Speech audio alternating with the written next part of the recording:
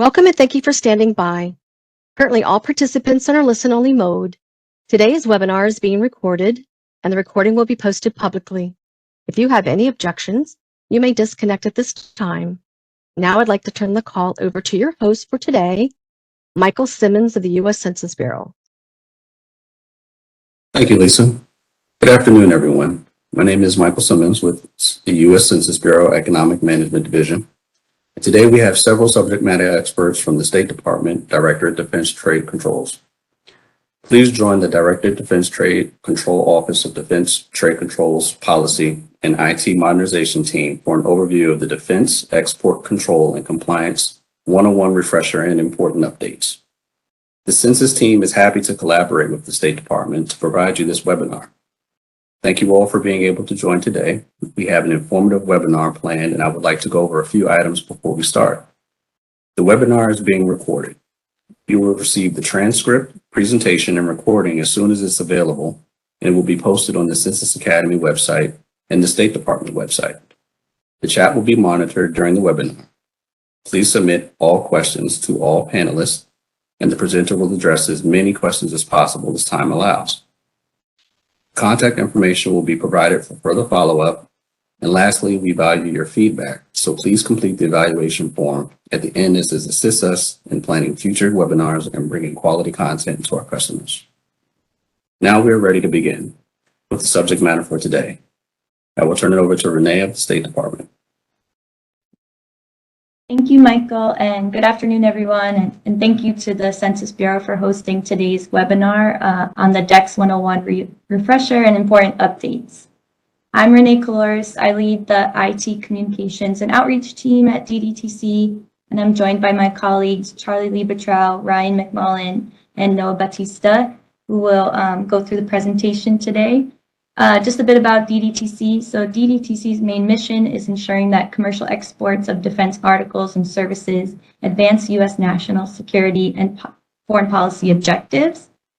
And so a bit about the agenda today and what we'll cover. So I'm going to kick it off with an intro of what is DECCS. We think that many of you may be new to the system, so want to catch you up to speed on what is DECCS, and then I'm going to hand it over to Noah, who will do a general user management overview. That will include how to enroll in DECCS, as well as a bit of an overview on corporate administrators and what that role is.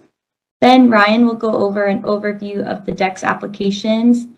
This will include advisory opinions, commodity jurisdictions, registration, licensing, as well as self-service. And then we'll hand it over to Charlie, who will discuss some important updates to DECCS, and then we'll leave some time for Q&A. So throughout this presentation, please feel free to insert any questions you may have in the chat. We'll consolidate those and leave a bunch of time at the end to answer those. So as I mentioned, many of you may be new to DECCS. So what is DECCS? So DECCS is the Defense Export Control and Compliance System. It's an online cloud-based platform where defense industry can interact in many ways with DDTC.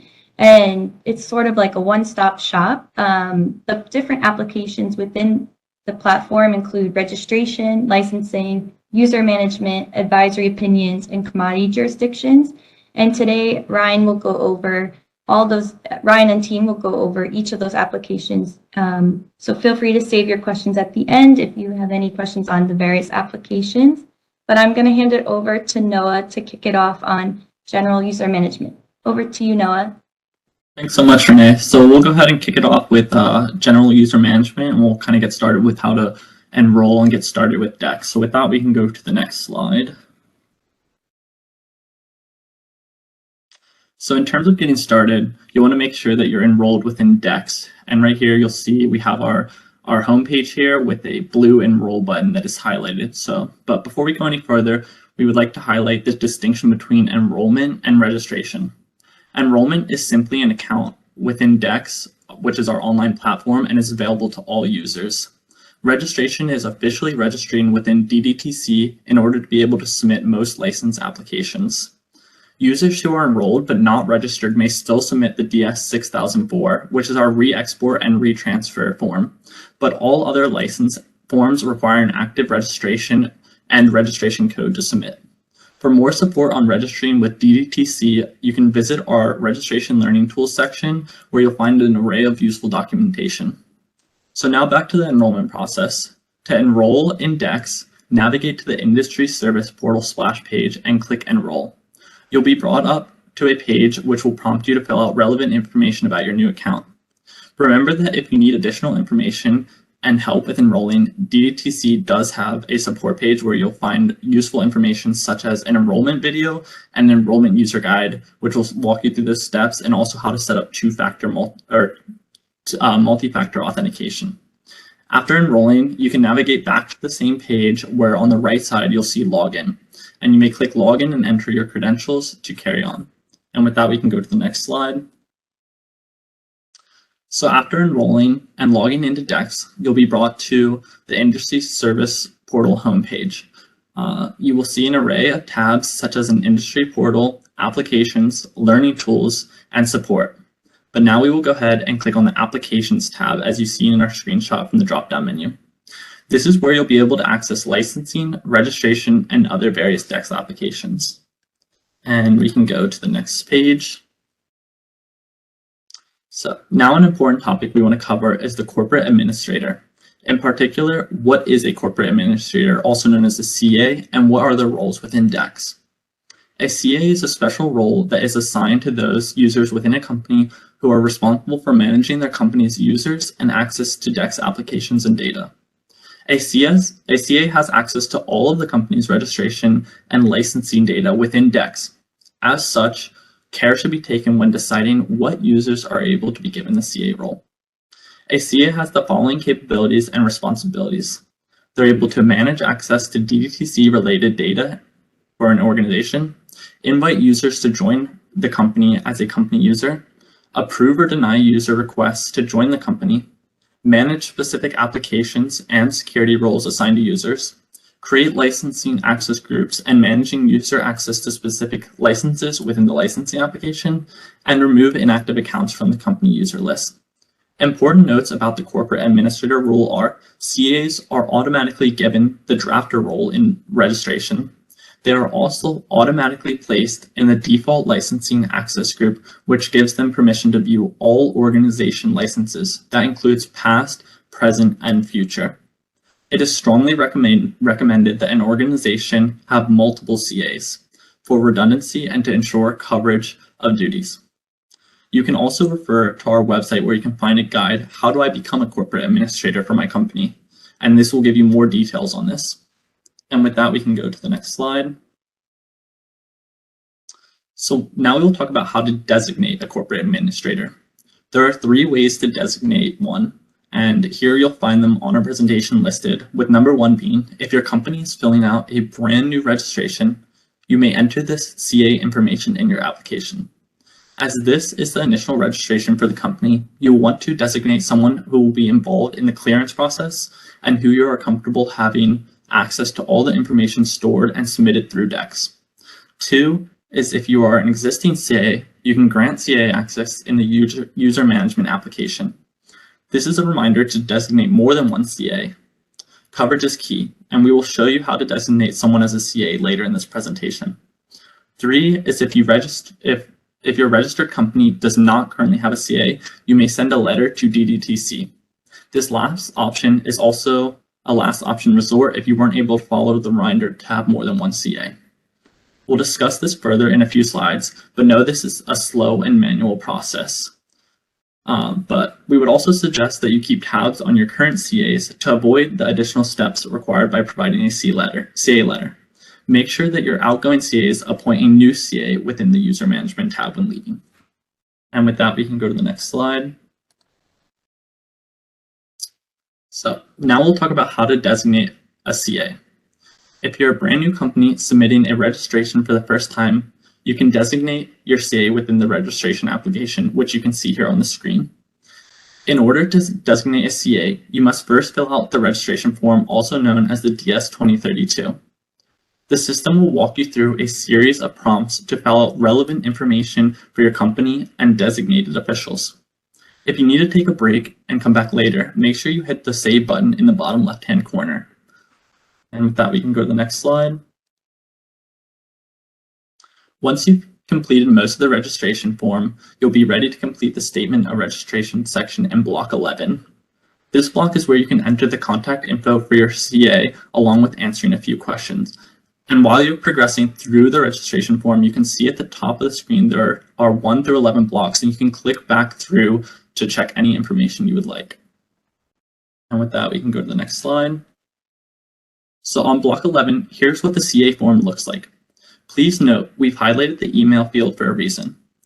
That is the email that will serve as the user ID for the CA in DECCS.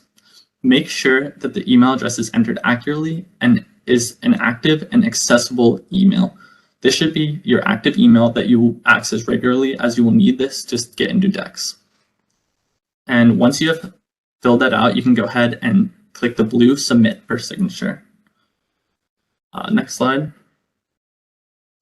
Now we can discuss designating a CA with no current existing CA. We'll discuss assigning a user as a CA in the user management application next, but if your organization has no active CAs listed, you can send a DDTC, a CA request letter on a company letterhead with the following items: the date, company name, company mailing address, DDTC registration code, brief description of the request, title and contact information of the requested CA, and a signature of a senior officer or empowered official along with their name, title, company, address, and contact information. Don't worry about trying to remember all of this right now. We'll have a recording of this presentation available later. There's also a website on our FAQ that I mentioned later about how do I become a corporate administrator for my company, and that will provide all this same information. And if you can't find that, you can go ahead to our website and submit a ticket, and our help desk will help you with all this information. And with that, we can go to the next slide. So once a CA has been designated, they will now have access to the user management application, which you can see highlighted here in the application screen. And this will be on the DECCS Industry Service portal once they log in. And we can go to the next slide. So once the CA is in the user management portal, you can see here, John Smith is our corporate administrator for Smith LLC. Things to know are, if you are a CA, you'll have the blue corporate administrator with a star next to your name, and you'll be able to see all your company's registrations, such as the code, type, status, and expiration date in this menu. And we can go to the next slide. This is where CA manages requests for access. Users that have sent in requests to gain access to the company index will be listed first. The CA should review the provided information, then approve or deny the request using the check and X icons there on the right side of the screen. Pending requests are listed in the next section. These are invites that the CA has sent to other users who should be a part of the company. Users will see the invite when they log into DECCS and will be able to reply, connecting the user to the company. If the invite is no longer needed, the CA can delete that invite using the trash icon on the right-hand side of the screen. You can also see other useful information such as enrolled, the user's email, the requester, and the valid date of the invite. And with that, we can go to the next screen. The rest of the application deals with active users. Active company users are listed below the pending request section. The user's name and email are listed, along with the key checkbox indicating if someone's designated as a CA. Here's where you can add additional users as CAs. Once designated, the CA will have access to the user management module, just as the assigning CA does, as we can see here. In addition, CAs can also set users' level of access to registration and licensing application. Whenever a person separates from the company or is no longer engaged in trade activities, the CA can remove them as a user from the company by deleting the user by using the trash can on the right-hand side. They can also set the user's role under the registration tab in this module, such as drafter, empowered official, enrolled, and others. And with that, we can go to the next slide on how to invite users. So now we'll be talking about how to invite users. CAs invite new company users to DECCS via email. To start, you will click the blue arrow in the top right-hand corner of the screen that says Add Users. The CA should complete all the information listed. As a note, the CA should also enter a valid email address of the user they intend to give access to. Once all information is filled out, you can click the blue invite button. And with that, we can go to the next slide. And so this is the screen that the user would receive. And to accept this, you would click the blue accept button, and then the user will have access to that company's DECCS account as just a user. And with that, I'd like to hand it over to Ryan on the overview of the DECCS applications. Thank you very much, Noah. All right, now we're going to do a little bit of a dive into the suite of applications that are available to you within DECCS. Some of these might be very familiar. Maybe you use these on a daily basis, or maybe you've never heard of some of these applications. That's why we're here, just to walk you through what DECCS is able to do for you once you've enrolled and gotten your user management set up. I can go ahead and go to the next slide, please. So the first application we have on tap is the registration application. For a bit of background into this, the Arms Export Control Act requires that all manufacturers, exporters, temporary importers, and brokers of defense articles, that includes technical data, that are defined by the United States Munitions List, as well as furnishers of defense services, need to register with the Director of Defense Trade Control's DDTC. This registration application is how you are able to do that. This launched under the broader DECCS platform in 2020, and then since then we average processing between 13 to 14,000 new registrations and renewals of pre-existing registrations every year. DECCS is the singular interface for establishing a new registration with DDTC, renewing a registration that you've already had, or also amending your registration application as well. In case there's a merger, acquisition, divestiture, any other material change. Now, the nice thing about the registration application is that it has informed data validation. So you know that you're uploading and entering all of the information, documents, and fields that DDTC is looking for with your application.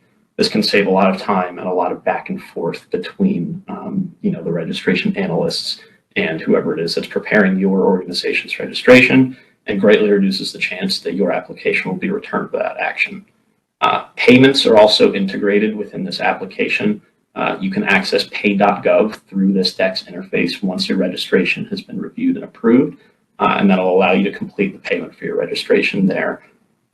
There's also a relatively recent feature that was implemented, which is registration notifications. We worked very closely with the DECCS user group. We didn't feel like there were quite enough acronyms in the defense trade world, so we called them the DUG. And those volunteers were able to help us determine the right cadence and triggers for some of these notification emails that you might receive. The DUG is about approximately 50 industry users that each year they will support testing of some system enhancements to DECCS, as well as providing feedback on new features like this. So with respect to registration notifications, folks should get a reminder on when to submit their registration renewal 90 days out from the expiry of the pre-existing license. Whenever there is anything awaiting a signature from their senior official, as well as when their payment is coming due for their registration. So that covers the registration application, which is always a good starting point. We can go ahead and go to the next slide, please. And now we're going to go ahead and dive into licensing. For a bit of background on licensing, this is used by industry users to apply electronically for licenses and authorizations for commodities that are subject to the ITAR. The list that you see on screen right now is all of the licenses that DECCS has to offer that are available for you to apply for. If you make a quick note here, you'll also see some of the amendments that are available as well. It involves a little bit of math. But for example, if you want to amend a submitted DSP-5, that would then be a DSP-6. So you're welcome to submit, in addition to the initial licensing applications, also amending those previously submitted forms as well. A couple key features to highlight within the licensing application are the ability to validate your license application, just like you could with registration, tracking the status of any licenses you've already submitted, creating and configuring license access groups. So if you would like to, wall off certain license types or certain users from being able to see your company's information, you are able to do that within the licensing app. You can also batch submit licenses to submit them all at once. And you also have the ability to copy a license if there are certain fields or bits of information that are common from one licensing application to another. You can copy this over. Just a quick caveat that will not carry over any attached supporting documentation, just the fields when you use that feature. A couple nuances and caveats to add with respect to licensing. For any folks submitting a DSP 85, which includes classified information, only the form containing the unclassified portion of your application can be submitted via DECCS. Classified information does have to be submitted separately. Licensing was launched around 3 years ago, and since then, DDTC has issued over 50,000 licenses since the launch of DECCS. Really helpful features to make sure that forms are run through validation rules prior to submission, making sure that data is entered properly, and really has sped up some of the timelines with respect to your license applications. And just a final couple notes on licenses: the DSP 85s, the 4294s, and the 6004 forms are not batchable. You are able to do that for certain license forms, but not for the 85, the 4294, nor the 6004. And that covers licensing. Now we're going to go ahead and go on to commodity jurisdictions.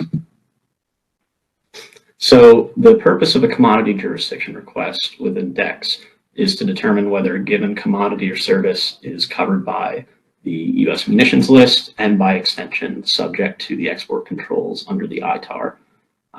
The best first step is always to begin reviewing the USML and reviewing the relevant sections of the ITAR on your own.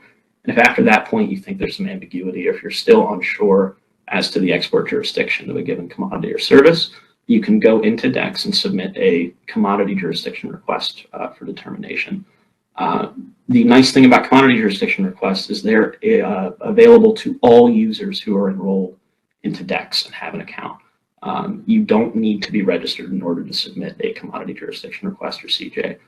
So provided you've completed your enrollment and established your DECCS account, you can initiate, complete, and then submit a CJ application. Commodity jurisdictions were the very first application released into the DECCS platform. And this is where you're able to go to complete, sign, and submit your requests to determine if an item or service is subject to the USML and then subject to the ITAR. Once you've submitted a CJ request, DDTC will provide an official response to the request that will also be accessible to you in DECCS, as well as providing you instructions on next steps. Relatively recently, the commodity jurisdiction application was updated to add a new request for information, or RFI, functionality. This will allow for CJ applicants to upload directly into the CJ file any additional follow-on information or supporting documentation that might be requested by a CJ analyst after your case was initially submitted. This really enhances the CJ analyst's ability to review new info and fully adjudicate the case. And you'll also receive notifications via the CJ application if the analyst attached to your case is requesting additional documentation or info. Go ahead to the next slide, please. And now we're going to go ahead and move on to advisory opinions. Advisory opinions has been available to DECCS users since 2018. This is where industry users are able to electronically submit inquiries to DDTC with respect to ITAR sections 120.22a, 120.22c, and 129.9. The main goal and objective of the advisory opinions application is to be able to submit requests for interpretations and advisory opinions of these ITAR sections 120.22c, preliminary authorization determinations with respect to section 120.22, and the brokering activity section 129.9. Just like with the commodity jurisdictions application, any enrolled user in DECCS is able to submit an advisory opinions application. You do not need to be registered. And let's go ahead and go to the next slide, please. We covered a lot of info on a lot of disparate applications just now. Do not feel bad if you're unable to remember it all. We've covered how to enroll. We've covered some of the topics like enrollment, corporate administrators, the different applications. If you still require additional information or if you have any outstanding questions, the best place to begin is the DDTC public website.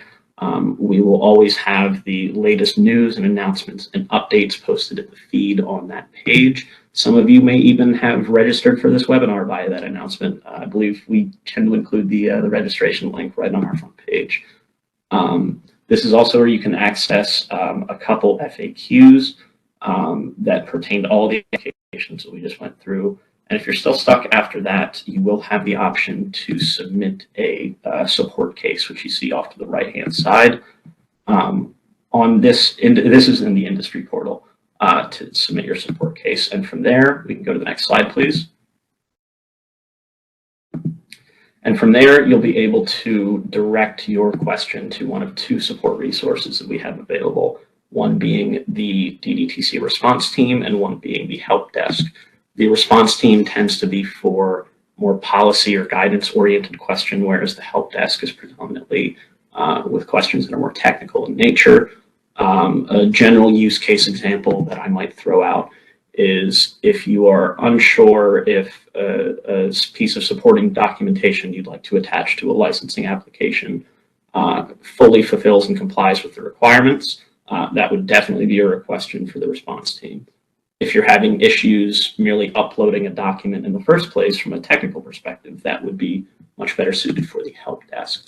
But this is a great resource in order to put yourself in contact with those two teams. And as you go through the process of creating a support case, it'll ask you to enter in some of the topics that or to describe your issue a little bit. This support case field will actually auto-populate and refer to you a couple FAQs or additional resources that it believes might be relevant. So even if you don't get all the way to submitting a support case, sometimes it's really handy just to use that auto-population feature to point you in the right direction of an FAQ in a really quick manner. And that just about covers all of the applications available in DECCS as well as the self-service feature. I'm going to go ahead and pass it off over to my colleague Charlie to review some important updates that we have coming in the pipeline. Hey guys, how's everybody doing today? Thank you, Ryan, for that. Just a little updates for those of you who have been in the DECCS platform for a while. Hopefully some of this will be news for you, and hopefully what we've been over at this point has been very familiar to you.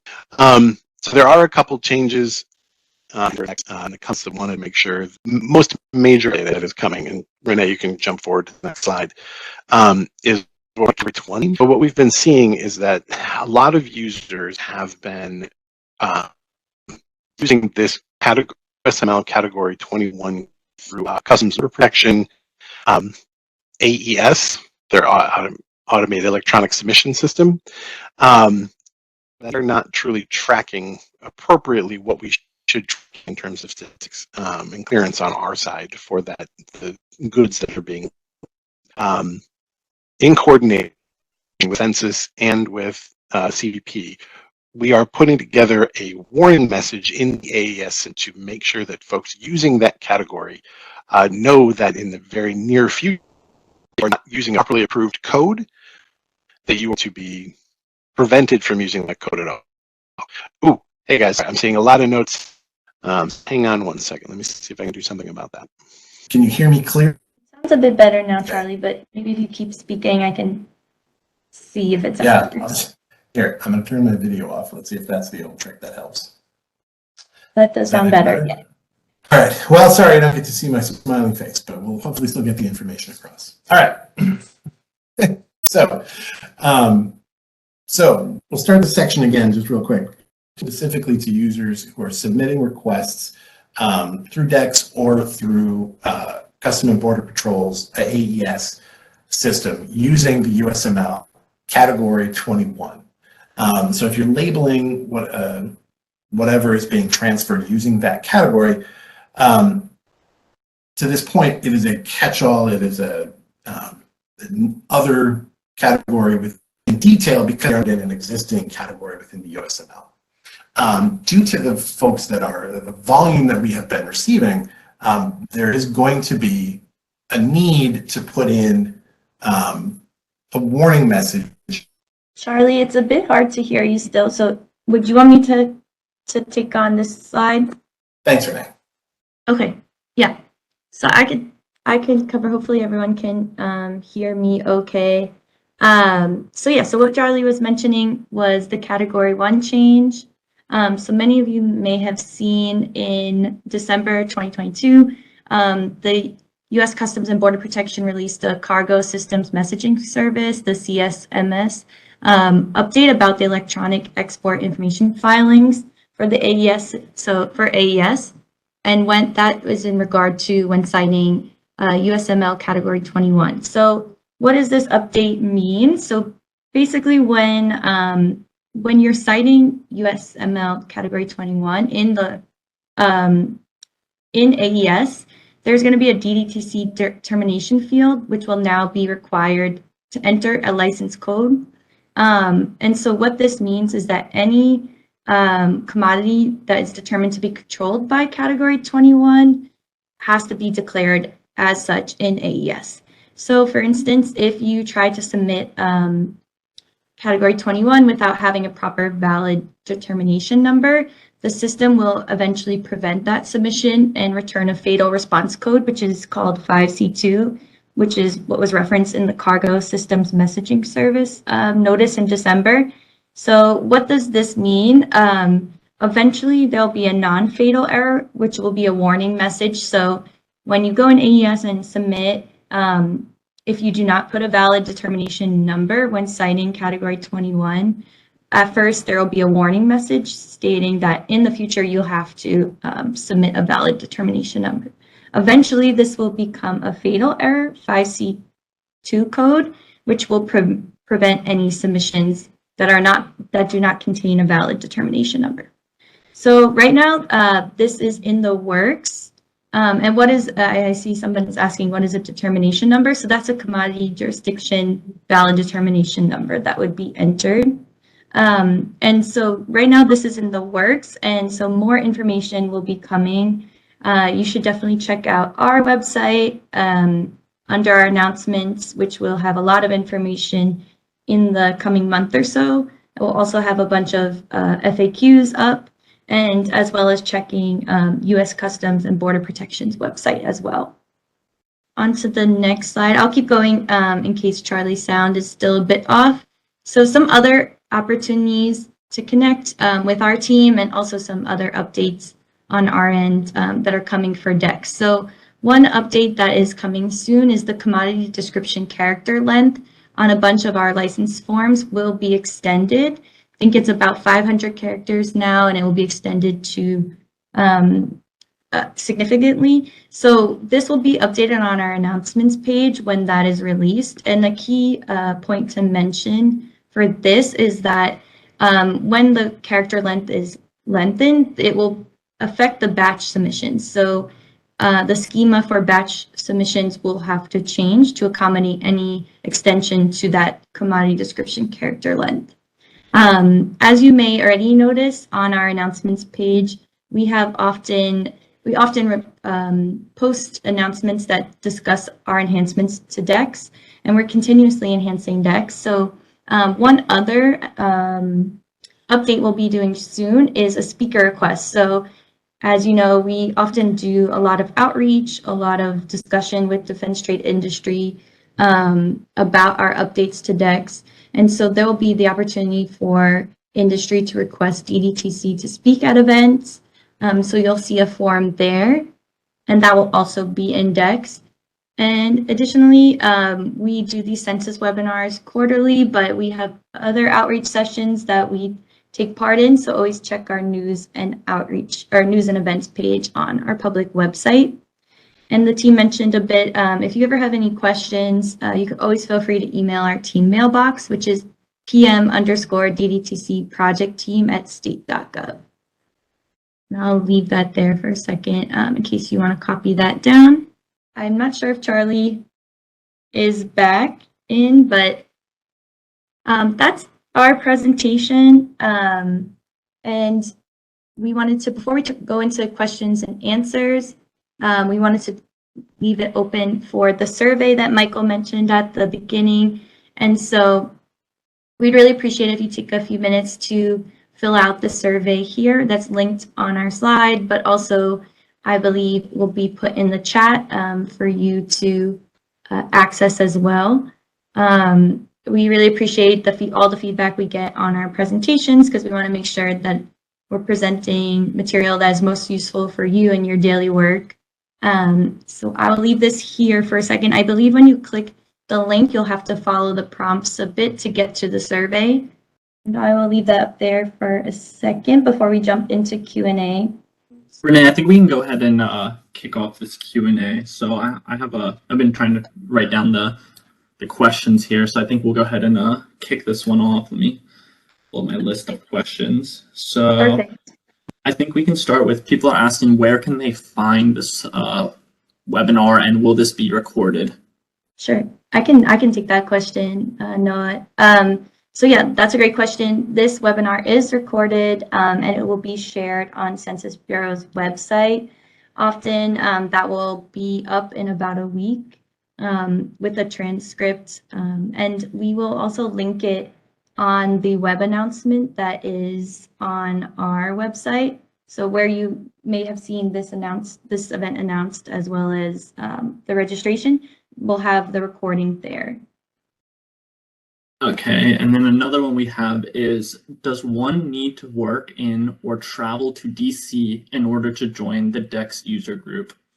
I can answer that one too. So yeah, as Ryan mentioned, the DECCS user group, or the DUG, is our group of volunteers from Defense Trade that help us out in terms of testing out different enhancements and updates to our applications. We also really value their feedback because they're the ones who work on it daily. And so in order to take part in the DECCS user group, you do not need to travel to DC. Our meetings are virtual. Our enrollment period for 2023 actually closed a couple weeks ago, so we have our volunteers for 2023. The next enrollment period will be in January 2024. So around December, January, please be on the lookout for a web announcement on how to enroll and what it entails to take part in the DUG. And I saw another question just come in. Are you able to access the FAQs on the DECCS portal without being enrolled? So we actually have FAQs on our public website at pm.dtc.state.gov, and you can go to the support section to access those public FAQs. But to be able to, or in order to access the videos within DECCS, you'll actually have to be registered there. But we do have an array of lots of useful guides on our website that should be able to answer most of the questions you all have. And if not, there is also under the same support section, you can go ahead and contact either our help desk or the response team, and they should be able to get you any of those questions that you guys have answered. Let me go ahead and pull another question here. I assume a company can remove a CA, and I can go ahead and answer that one as well. So kind of as we alluded to earlier, a CA can be removed. So let's say you have multiple CAs or one of your CAs is leaving. If you have multiple, one of them can be removed by another CA, but if you only have one CA and they are leaving and you're trying to change out the CA, you can also send a letter on company letterhead with the new CA's name and all their information, and that can be sent to our help desk, and they can help assist with that as well to get your new CA set up. Somebody had asked if you need to be an empowered official in order to enroll in DECCS. You do not. Empowered officials, these are folks that are able to sign off on a license application and go ahead and officially submit it to DDTC. There are a couple requirements on the technical fronts here. You need to have the empowered official role within DECCS, within the licensing app, and you also need to have a digital certificate installed on your machine, just a method of identity verification. You can absolutely enroll in DECCS without doing any of that. You can also even complete some of the fields in a license without being an empowered official. That digital certificate and the EO role is just required to hit the submit button. And we have another one here that says, is this still only available to US companies, and can foreign companies have a CA role? Unfortunately, no, CAs are for registered companies only, so you cannot have a CA role. Let's see if we have another one here. I think, does the president or CEO have to be enrolled in DECCS? Does anybody want to take a stab at this one? If not, I can also take this one. That is also a no, but we will need a company official. So if the president or CEO does not want to enroll in DECCS, you will need a company official that is willing to do the enrollment process, and they can act as the official for your company within DECCS. And that must be listed within the registration. Team, do you see any other questions that you may want to take? I'll go ahead and take another one then. I see a time period for renewal of registration. So that time period is typically registration takes about 45 days. And this kind of goes into another question. I see a lot of people asking if they can track the status of these documents. There's actually a track status function within DECCS where you can kind of see where your applications are along the process, and that's actually located within DECCS, and it's called track status. So you can go there, and also if you have any other additional questions, you can reach out to our help desk, which is located on our public website. You can open a support ticket via email, or you can go ahead and call, and we have a phone number listed there.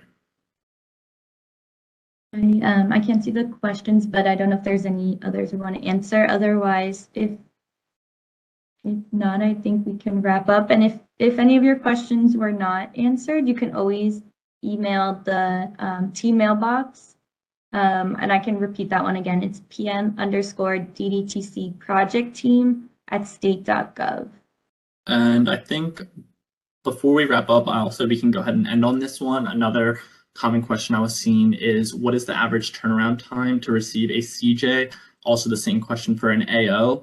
That one varies widely based off of information included. So each request, we can't really give an exact time frame on because they all include different information. So that one, again, just varies, and you can go ahead and check that in the track status or reach out to our help desk for more information on those.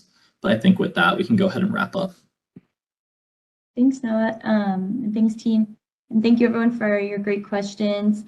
Please send them over if we didn't get to any of yours, or if you think of some after the presentation. And I want to hand it over back to Michael. Once again, I'd like to thank you for your participation in today's webinar, and a special thanks to the team of speakers and staff managing the chat who provided support to this webinar, for sharing valuable information on defense, export control and compliance, and other.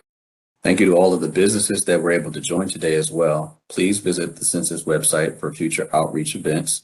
And remember to please complete the short evaluation as you exit the webinar. Your feedback is important to us and assists us in planning future webinar content. If there are no additional questions, this completes the webinar for today. And thank you again for joining the webinar. Please be safe. This concludes today's webinar. Thank you for your participation. You may disconnect at this time.